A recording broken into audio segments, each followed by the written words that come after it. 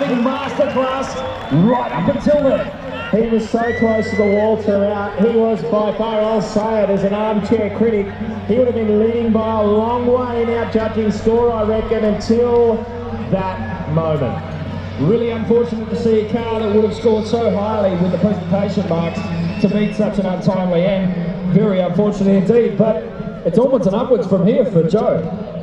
Yeah, as long as he got covered his car, and I'm sure he was just singing along at that high RPM and just sounded so crisp and beautiful, and the driving display was awesome until that moment.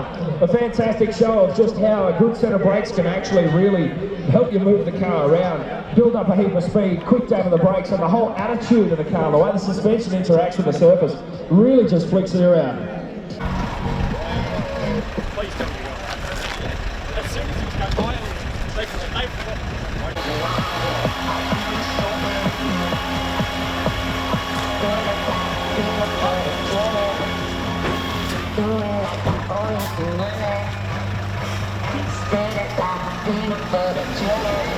All right, ladies and gentlemen, how about put your hands together for Mayhem as you pass the card.